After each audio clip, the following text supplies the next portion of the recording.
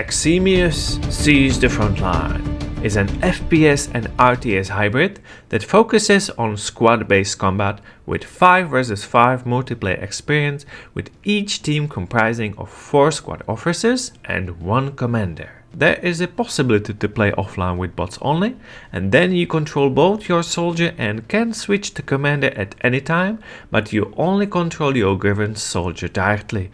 You can't choose to take control of any of your other units. All begins with nice intro explaining the conflict of 2 factions, then you enter tutorial, and there is a lot of it, from basic FPS control to commander post, where you see battlefield from bird's perspective. And you get even a half of video tutorials, so you don't have to take hours before entering the battle, because all of it is optional, yet you quite need it as the game is very hard to understand at first and pretty complex. Players are tasked with taking and defending objectives that either give their commanders resources to use or lower the enemy team's points, granting a victory when reduced to 0.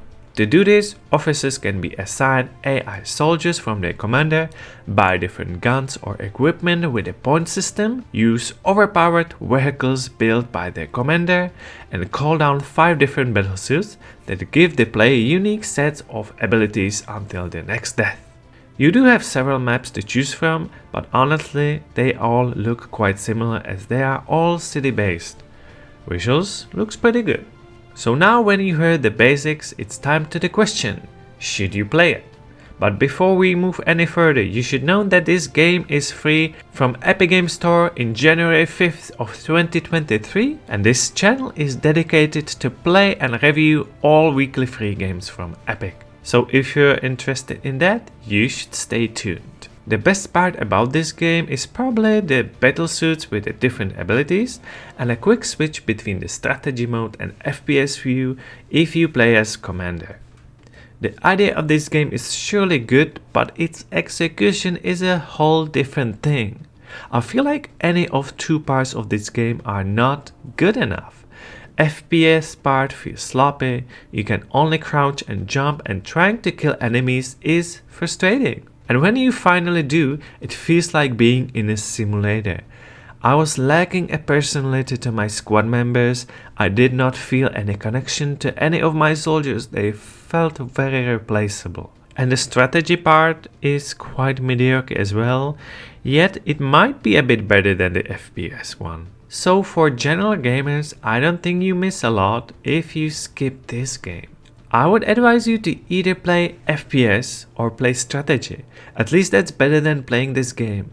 But if you put a lot of hours in proper learning of its rules and try all the weapons and units to see what they do, and you do have another friends to play with, you can definitely have fun. Just count with some frustration from game being a bit unfinished at times and not being able to take direct control of unit of your choice. And if you want to play solo, expect a big challenge from AI, or is it because your useless soldiers AI?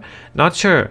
And one more thing, there's no store missions. Make no mistake, I am a true fan of Epic Games Store and I am grateful for them giving us free games every single week.